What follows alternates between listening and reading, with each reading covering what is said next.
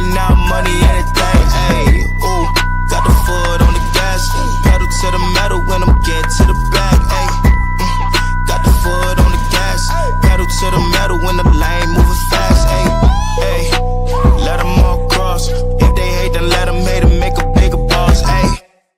What is up, ladies and gentlemen? We are back. We are live. It is the Freight Coach Podcast, the top podcast in transportation, coming to you guys every single weekday, 8:30 a.m. Pacific, 10:30 Central, to break down some industry headlines. But most importantly, you guys provide some actual insight into what you can do with all of this information.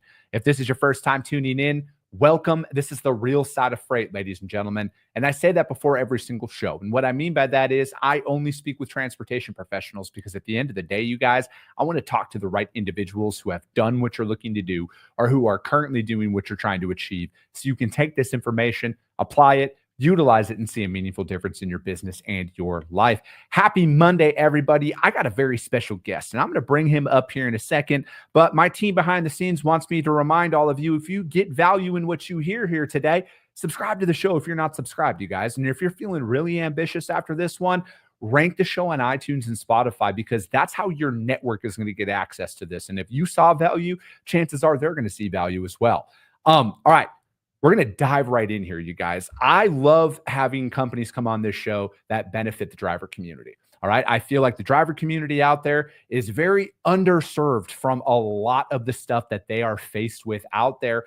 And there's very little technology that comes in and can like increase the profitability of their companies. That there's very little technology that I've seen out there that can help them with their downtime. Because, you know, my dad drove, he was an owner op for 40 years. And his famous saying that he always told me is Chris, if my wheels ain't turning, I ain't earning. And what we're talking about today is one of those things, because breakdowns are inevitable, but how fast can we get them back on the road? So I have Mr. Alex Bezzubets on the show today. He's the founder and CEO of My Mechanic. Alex, thank you so much for taking the time to join me.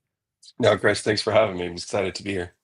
No, dude, I'm ready to break this down, right? And I'm not BSing when I say this. Like, I have seen very little technology out there for the driver community, let alone the smaller fleets, the owner operators and stuff. And again, maybe I just haven't seen it, but I haven't really noticed a lot of stuff out there that fleets of all sizes can take advantage of to help improve their operations. And when we were sending DMs back and forth on LinkedIn and everything, and the more I looked into your product here and stuff, I'm like, dude, this is like, I mean, even from like a roadside perspective of one, like if your truck, like, dude, we were driving home from Mexico. My in-laws still live down in Mexico, and we were driving up from that, and we had a blowout on our SUV.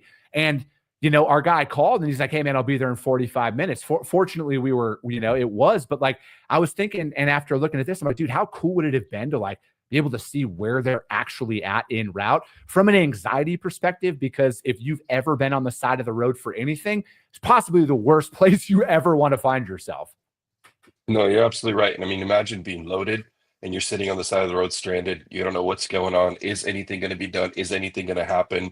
And I think some simple features like that GPS tracking of notification enabled stuff like that will already make you feel more comfortable knowing that something's being done, even if it's already being done, but actually being driver facing, making them connected to the road call. I think that's our goal. Dude, I love it, man. So how did this get started? What happened, Alex? Where you're like, dude, I'm going to create this and we're going to run with that. How did this all come to light? So it's kind of a funny story, actually. We were in Dallas, and I started a roadside repair company, Okay. and I found out that you could make more money on the road than you can in a brick and mortar shop. Less overhead, more markup, etc. And so went out, found 5 roadside companies in Dallas, Texas. I brokered a deal with them, said I'll pay you this much, you know, run my calls for me, and I spent a bunch of marketing dollars on Google, all the directories out there. And one day, 3 months in, we get a call from a very, very big fleet. And I get excited because I'm like, dude, this is my way in. I'm going to prove myself. I'm going to get on their vendor list. I'm going to send the best technician. And they called me and they're like, hey, we have a trailer that has a jack stand that's stuck at one of our drop yards. Can you guys come out and knock it out? I'm like, absolutely. So I hang up. I go down my list of vendors. And to my luck, the only guy that was available was the least qualified guy on the bottom of the list. But I'm like, you know, whatever. It's a quick job, short job. So I call Pepsi, give them the ETA, and then I just sit there and I wait. And I forget about the road call. I go to dinner with my wife. A couple hours later, The guy responds and he's like, "Hey, are you guys coming?" And I took the call thinking that the payment's coming in. And I was like, yeah, let me call you right back. Let me check in with the tech. You should have been there, 2 hours ago. So I called the tech and he doesn't answer any of my calls. And then finally on the 11th try, he calls me back and he's like, "Hey, dude, sorry about that." I was like, "Where are you?" And he's like, "I fell asleep at the gate." I was like, "Are you kidding me?" So I'm like, "Get in there." He calls me 15 minutes later. It's done. I call for the payment, thinking these guys are never going to work with me again. We were unqualified, unprepared. I later found out the guy got high and passed out at the gate, and he was in a Camry. He wasn't even in his work truck. And all of that I knew, but the carrier did not know that. And one of the following questions was, "Hey, can we add you to our network of service providers?" And I was like pretty shocked. I was like, really, like thinking we were unqualified, unprepared, all these things. And like, how did this happen? But, talking to the dispatcher, it turned out that their average wait time is about 4.5 hours. The driver could be on the phone anywhere from 15 minutes to, 20 minutes to let dispatch know they broke down. And I kind of got to thinking and I was like, there's got to be a better way to do this. And so I hung up and did a lot of market research, couldn't find anything. I even hired a firm to do, scour the market to find a product like this. And what I found was there's a lot of platforms out there that are centric to their business. Like Love's has a great platform, TA, Bridgestone, Goodyear, Michelin, all these centric businesses have great platforms that drive business to them alone. But you cannot go on one platform. You have to go on everybody's platform separately to see the availability, ETA, pricing, etc. And so we came out with the fundamental idea of like, what if we created a shared marketplace where as a fleet owner operator, whatever you are, RV driver, you don't have to go to everybody's app to see visibility or availability. You just come to My Mechanic and My Mechanic will show you because we will tap into everyone and vice versa. If you're a service provider, you don't have to download 15, 20 apps to get leads. You come to My Mechanic where you manage your business, run your operations, your invoicing, billing, scheduling, tracking, everything, in addition to getting leads from all the other players. And so we launched last year and it's been fun ever since. Dude, I got a lot of questions here for you. So, even just going back, you were saying that their average wait time was 4.5 hours.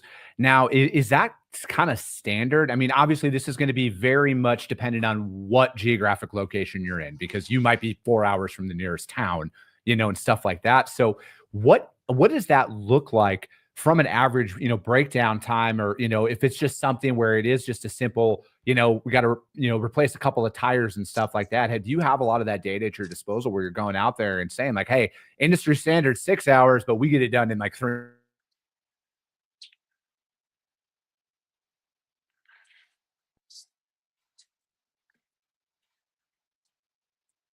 That was wild. Yeah, Yeah, okay. I got you. No, it is the industry standard of about 4.5 hours per wait time. And it's not necessarily that the mechanic is on site working for 4.5 hours. Yeah. It's from the guy from roll time, from the dispatch time to the roll time. And, I'm a big proponent on is, everyone's talking about a mechanic shortage in the industry.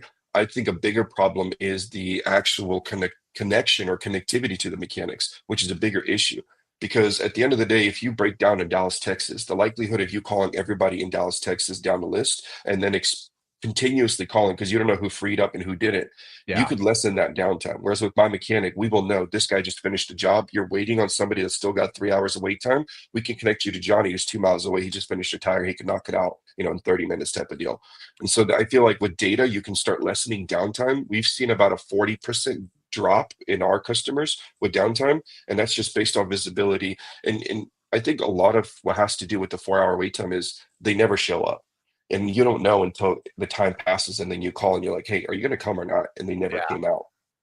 Yeah. And that's the thing, man, is it's like trying to think of the best way to put this, because, you have a false sense of thinking that everybody operates with the most urgency to their operations, right? And you see that across every industry, like you want to move quick, but other people might not move as quick, right? And, and then especially if you're on like a critical shipment, right? Like you got a reefer, possibly running low on fuel, like you need to get that shit moving. You got to get it fixed. And, and like you said, like that time there of like, hey, there might be a guy who could be over there, who's like 3 miles away, just like from a risk perspective as well. Like there's so many different variables that come to mind when you're broken down like that, and then bringing that visibility. And it's interesting that you say that about the technician shortage. out there, because obviously you see a lot of that there is going to be a massive technician shortage, that we're already experiencing it, and you already see that on the driver's side, right? Like people are trying to say that there's a driver shortage, which I don't believe that there's a driver shortage at all. But we're not here to debate that today. We're here to talk about this. And so what you think, do you think it's because, maybe the roadside industry might just be, antiquated, right? There's not a lot of tech that's at their disposal where, those independent shops could sign up. And this is my next question is that how this works, right? Like if I own Chris Jolly Roadside Repair here in Phoenix, am I able to register on my mechanic, create a profile like, hey man, here's all my services. We have trailer technicians on site. We have diesel mechanics on site and stuff like that, where we can go in and utilize that. Yeah, you're absolutely right. And so, in that context, like we would back up, some of our first customers, they do 20, 30 million a year. And believe it or not, but they did pencil paper text messages. Yeah. We talked to a customer last week. These guys probably do like clear $1 million a year in a month. And they have a group chat with their 6 technicians. Yeah. And I'm like, dude, I'll give you a tool that manages your technicians better, but we'll feature you in our directory secondary to that. And fleets that are in the area, they can request your services based off your technicians and your capabilities. I like to compare it to the Uber-like experience, where at the end of the day, Johnny broke down, Johnny requested Chris, who's down the road. Chris gets connected to him without a single phone call in between, and track him en route, communicate with him, chat, labor approval, part approval, everything is done. And even on the fleet standpoint, driver breaks down, whether it's a platform science integration, what have you, submit the breakdown, dispatch gets notified in real time, no more calling in on a hotline. Dispatch sees the type of breakdown, location of breakdown, sees the preferred vendor list around that area, can submit that ticket to the vendor without having to make a call. The vendor gets a request, hey, this guy broke down. Chris, can you take this? You have 2 mechanics that are in the area. Which mechanic do you want to select? They select the mechanic, and it connects the triangle where everybody, including the driver and the technician, are all on one user face. No app required, no download required, no registration required. There could be a browser version experience, all to make this as seamless as possible. So, again, I'm trying to factor in the human emotion here, Alex, that if I'm on the side of the road, it's my vehicle that's broken down. I'm not a mechanic. How are you working towards like maybe fixing the misdiagnostics, right? As opposed to, hey, it's making this sound. Is there a way where drivers can upload photos of anything like that? So then the mechanic who's, could possibly make sure that they're bringing the right tools out there just to kind of save a trip in one of those instances. 100% video upload, picture upload. We also pull fault codes. So a lot of times the mechanic will come out on site just to diagnose and call the fleet and say, hey, you need to get this towed, where the fleet could have known that up front and started towing the truck right away, right? Less than that downtime. So upfront information, and there's a lot of people that are doing a great job with that in Oregon, diesel laptops, where they're trying to provide all this information up front so that the service provider and the fleet could have that information and make a better decision with which route they're going to go, which we're seeing a lot of fleets are now just turning to, let's just tow the truck to our nearest terminal. Let's just tow the truck. And why not? What if it is something simple that can be done on the side of the road and you have a mechanic 2 miles away and you don't have to pay that huge towing bill, so it works both ways. Do you think, is you brought up a guy can show up and just say, hey, you guys need to tow this in. How are you, what type of breakdowns are you guys able to handle on there? Is there that limit where it's like, dude, this probably isn't going to happen in today's day and age with technology, but like, hey man, the engine's ceased, right? Like it's not even turning over something. It's like, level 12 emergency and stuff like that. Are you guys able to handle that? Or is there kind of like a level to it where it's like, hey, our stuff's good up to this point? So my mechanic is pure SaaS. We will never run a road call. We will never own a mechanic or a mechanic truck or a fleet. Our 3 customers are fleets, owner operators, motorhomes, RVs. In the middle, we have call centers that have relationships with the fleets and the service providers. And on the other side, you have your towing, your parts, and your service centers. And we purely connect. We're pure SaaS. We connect the parties together. And the goal is if somebody wants a call center, they don't want to just use pure SaaS. We have partners that we will connect them to. They interview and they decide who they want to go with. If there's a service provider, they will see their capabilities and they will select that service provider. And again, it's not a perfect world. There's always something more. You come out for a flat tire and everything else is broken, but the vision and the goal is to have most qualified technicians with their upfront rates, with their tools that they have, the capabilities, the pictures of their trucks, everything up front so that the fleet or the call center can make a better decision up front and lessen that downtime. Are you able to, I mean, are you able to process payments and stuff on your guys' app where the roadside guy, because, again, today's day and age, whether it's credit card, ACH, something like that, are you guys able to do all of that on that app for, the driver and the mechanic themselves? Yeah, so we have a couple different payment merchants that we're partnered with, but even a more important partnership we're about to release here in the next coming weeks. It's with one of the largest factoring companies where there's a big problem in the service industry where a fleet wants to make one payment a month, right? For example, your 10,000 truck fleet doesn't want to go and make 15,000 accounts with every service provider and keep paying everybody different. They just want to make one payment. On the other hand, the service provider want to get paid instantly. A lot of these guys are living paycheck to paycheck. They pay for the parts with their own credit cards and they want to get paid for that job instantly.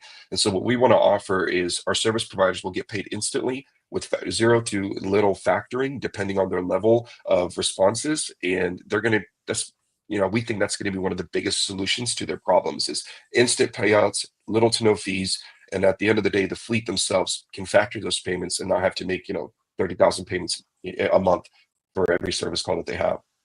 Yeah, that's I mean, obviously you get this as well, man, as a business owner. I was just literally talking about this the other week as well. It's like, dude, cash flow, access to capital, managing your cash flow I think it is the biggest hurdle for 99% of small businesses out there. And I'm not just pulling that statistic out of thin air. I'm being like 100% serious with that. Is managing your cash flow is everything. And, if you've ever had the fortunate/unfortunate gut experience of being owed tens of thousands of dollars and having to pay tens of thousands of dollars in payables and not having the capital to utilize in that moment. I don't know if this is going to fully affect you at all, but dude, that's the most gut-wrenching thing as a founder. Oh yeah. You do all of that work out there on the front end and managing that, building liquidity it's so hard when you're getting started. And even if you've been years in business, man, just having emergency funds in place to help you bridge that gap, dude, it's crucial. No, you're 100% right. I mean, I think even an even more important step is when you are dealing with factoring and all that, and your cash flow is tight, and then a new lead comes in, and you're dictating whether you take another job or not because your money's tied up with the previous ticket. It sucks because it can limit your business. And true story, a couple of weeks ago, I was meeting with one of our customers for dinner just to hear them out, what's going on in the industry. And they showed me paperwork where one of the fleets that they work with, it's about 90% of their work. Let's say they got billed $10,000 every day, and they only get $8,000 of that ticket, and it gets paid a week and a half later because of that factoring, right? And I'm sitting there and I'm looking at the pain, and because they're using everything they have. They're a family-owned business, and I'm like, let me help you get your life back. Let's bring your road calls online. And true story, man, within like 30 minutes after that conversation, the wife, who is one of the bigger parts of the business, has a stroke, and they take her to the ER during dinner. And I'm like, dude, it was crazy. Yeah. So we're texting back and forth. Thank God she was okay. The next morning, the owner calls me. He's like, all right, we need to talk, man. It showed them how dependent they were, not only on people, but other businesses for the livelihood of their family, first and foremost, and secondary, their family-owned business. And so we're like, okay, man, let's take your whole roadside operation online. Your wife doesn't have to manage all these freaking road calls coming in, texting and hoping that something happens. You have an operating system in addition to, let's start diversifying your business so that you're not dependent on one fleet particularly. Let's start diversifying your business and opening up your services to other fleets that are in the area as well. But like a pure life case example in real time. I also look at it like this, man, access to jobs as well. How many, again, there's a common misconception out there because you start a business, you just have all of these opportunities that are just coming to you at every given moment, which is the biggest fallacy that's out there. How much more work are these small to mid-size roadside repair companies able to process now, because now people have even more, a better understanding of what they do, where they're at, their ability to say like, hey, I'm available to go right now in this moment. I mean, this just as well as I do, Alex. The best ability in entrepreneurship is availability. And if you're available, dude, and you're have an ability to get onto that next call just like that, man, that's got to improve their margins exponentially. 100%. Average road call, 7 to 10 phone calls per call. Okay. Oh shit. It could be from status updates, which is the majority of the calls, and not even counting. That's if you find a mechanic off the first couple calls. You know, Yeah. if you just break down in Dallas and you start going down a list of vendors, getting pricing, average call minute, 2 minutes, and then you do 10, 15 calls, there, boom, there's your time right there. But what we can do is we can eliminate 85% of all phone calls, because you have status updates, you have chat feature internally with every road call. If you're a fleet, you break down in an area where there is no mechanic on our platform, you can call them off of any good directories out there like NTTS Truck Down, Google. You find that service provider and say, hey, listen, I'm going to send you a one-time link for my mechanic. Open it up on your phone or your email. You don't have to register or download an app. You open up that link based off your phone number or your email, and you have visibility on the location of our driver. All parts approval, labor approval will be done through the platform. Let me know when you're on. And you could ping them if they're not responding. You get timestamps of everything that's happened, all picture uploads, features, everything is uploaded into a ticket at the end of it, when you could just print a PDF and say, okay, this is what the road call, and this is the invoice, and this is the lapse time and everything. Yeah, I mean, you're bringing up a ton of good points here, Alex, and it is right. Like you want to, you keep bringing up Dallas. Not everybody breaks down near a major metro area, though, right? So it's like, Yeah, talking about that though. That's that aggregate is that one-stop shop, right? Because obviously the first thing on anybody's mind, whether you're the driver, if it's your brokered load that's broke down, or you're the fleet owner that self is how do we get this guy fixed and running again? And yep. now just having that, right? Because again, you guys, like, people listen to me because I actually do the fucking job, right? Like, I'm not just a pretty face, although that is a large part of why people tune in. Like, dude, we're out here trying to find cross-docking facilities at times. I've been in that situation where it was one of our drivers who broke down. And, again, as a broker, my job is more than just building loads and tendering them, right? So if it's my shipment that's having an issue, like, I want to go out there and help, right? So that's always my first thing. Hey, what can I do? And especially if it's an owner operator, like, dude, I'm in a office. I have 2 computer screens right in front of me. I can start Googling and start sending you phone numbers for you to dial, right? So it's like having a tool like this, man. Like, this isn't just for the driver and the fleet, and then the roadside community, man. Brokers should be on this as well, and that should be your first thing. Like, hey, go to my mechanic. Have you heard about this? Because again, it's all about improving that efficiencies. You're 100% right. We did not know that brokers would be a big customer of ours, but it's turning out that it is. Trailers, we have great partnerships with companies like Repower, where hey, if this reefer is out of commission, Repower can say, hey, there's a trailer you can do a short-term lease on 2 miles away. So there's different avenues we're getting into, because you're right. There's this demand in the industry, and then to your point about remote locations, one use case that we're really excited about. Imagine there's a winter storm and there's a pileup of 30 trucks. That city is overwhelmed with leads. Now there's a couple states below, or 2-3 hours away, that are tow trucks that are sitting looking for work. Why doesn't my mechanic push a notification when he says, hey, listen, 2 hours away, there's about 30 tickets outstanding. Do you want to go out there and knock some of these out? And so what we want to do is, also using the data we will have and the audience that we will have, we will start aggregating and saying, hey, listen, Chris, there's this void location between Arizona and Mexico, and there's about 15 calls a week. Nobody's there. Do you want to maybe place a truck over there, so that a tow truck or a service truck? So we're really trying to, first and foremost, be a communicative tool, bring road calls online. Secondary, become a marketplace. And third, start driving traction to where areas of lack, help fleets, help service providers, help call centers to be able to connect it in every facet, including parts as well.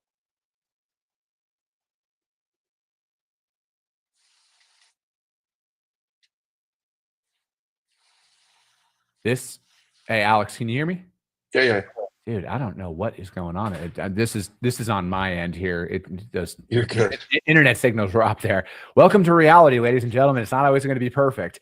I also wanted to ask about this, man. So is this something, you brought up weather events out there? Is this something where, if it is just a simple tow, right? You hit I-80 snowstorm, you got in the ditch. Are you able to go on here and get a tow to come out and a wrecker to come out and pull you out and stuff like that? Absolutely. We do roadside towing, parts, and shops. Roadside, be connected to a roadside mechanic for any roadside needs, towing company, any towing needs, service centers, all your shops, be able to schedule PMs, availability, kind of like a Yelp feature. And then lastly, parts distribution. If a truck, one of your fleets or trucks owner operated breaks down, for them to have a mechanic go pick up the part, the mechanic has to pack up his tools, drive, pick up the part, do a 30% markup plus mileage, come back and install that part. Whereas we want to be able to have small businesses feature their parts stores. You'll be able to request that part. We'll have DoorDash, Uber Eats deliver that part on site, lessening the downtime again, and improving your margins, because now you're not paying a markup because somebody had to go take the time out of the day to pick up the part across the town. Dude, I'm pumped about this, man. Like this is just one of those things. And again, if you guys want to go on to their website and everything here, just seeing kind of like the visuals of it, right? Where it's like, I mean, I like the on your guys' main screen where it shows, hey, this technician's on this job doing this work and stuff like that. And it just kind of like, and again, to me, it's just that peace of mind, because a lot of things are thought about in a perfect world controlled environment, right? Like it's a lot easier to think about starting a business when you're getting a salary every 2 weeks being direct deposit, right? It sounds so great. Just like all of this stuff sounds like a great idea when your truck's running perfectly, but that human emotion that comes in where it's like, it's your breakdown, it's your problem now, that stress that is, and then on top of it as well, like you were bringing up, man, do you actually have the funds to pay for this repair?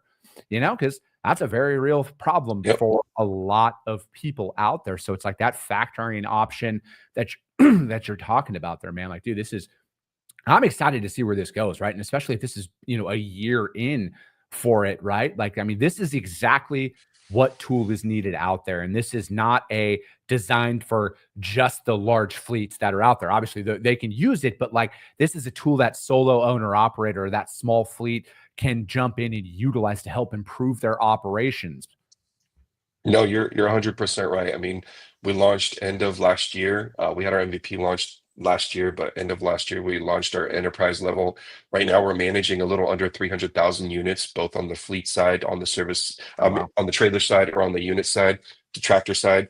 And a little over 1,000 actually technicians live either in our director or using our system as a management software. So, and then we have about 5 call centers as well that are using the platform to manage their day-to-day roadside incidents. So we're excited. We know we're kind of where we're headed. I think a lot of people did a great job focusing on the fleets. The service industry itself has been outdated and kind of left behind. And so we spent the first year meeting with service providers, hearing what's going on in the industry. We have a couple really key players in the industry that help motivate and mold the systems and coming on board to help kind of take this a little further. But I think it's only going to get much, much bigger from here. So we're really, really excited. Oh, dude, I love this, man. And then what about like PMs, preventative maintenance? Are drivers able to go in there and schedule that stuff out? So it's like, hey, man, I got a 36-hour reset. I'm going to be in this city. Can you, pre-order? Like you can schedule out an Uber to have somebody come in and do all of that? Absolutely. On-site PMs, detailing, fueling, all of that stuff will be done through the platform. I think the future is slowly weaning towards more roadside, more, fleets are like, hey, listen, I'm tired of sending a bunch of trucks to your shop. Just have somebody come out to me at one of our drop yards and knock it out. Or to your point, an operator pulling over into a rest area and he's got a reset. Why not knock something out? So we're really trying to tailor that and be ahead of the game on that. So that's kind of where we're headed. Yeah. Sonny Sharma has a question. He is a broker, he owns a brokerage out there. How can we help promote this product, man? What from the broker community specifically? Yeah, Sonny, I appreciate it. From Sonny's perspective, somebody's hauling your load. You need to impress your customer. That driver breaks down, doesn't know what he's doing. He can get connected to my mechanic. We either have a call center that can take that call, one of our partners, through the platform, or he can just find a mechanic available through the platform and get that truck off the road. Or you, Sonny, yourself, you could kind of help him assist, because at the end of the day, a lot of these people, they don't know what's going on. They've never broken down, or they have, and they've had bad experiences. And there's not one single formula that's going to make it all happen, because every single city, state, and mechanic is different, operates differently. And so it's all over the place. But yeah. What about this, man? Like, even though I'm not associated, like it's my freight that's on this truck that's broken down as a broker. Are we able to receive notifications on the progress of the work, even though I'm not paying the invoice? I got nothing to do with this shit at all. Absolutely. Because like from a broker's perspective, right? It's just like keeping the customer informed, right? And I don't want to wear that driver out who's, again, stressful situation, broke down on the side of the road, bunch of stuff going on.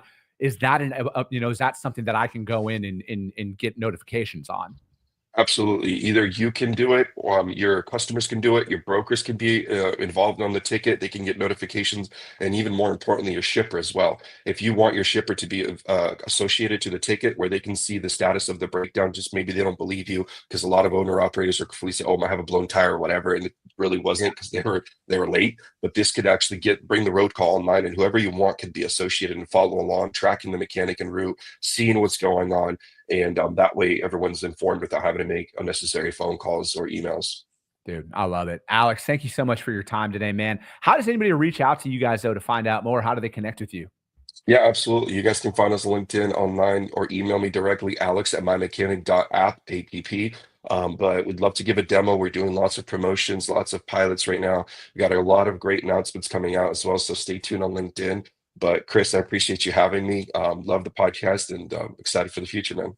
No, I appreciate it, man. That's going to be it for today, ladies and gentlemen. As always, if you got value in what you heard, subscribe to the show, you guys. If you're feeling really ambitious, which you should be after this one, rank the show as well on iTunes and Spotify, because if you saw value, that's how your network's going to see value as well. I appreciate you guys. I love you guys, and we'll be talking to you soon. Now we just end the stream, and I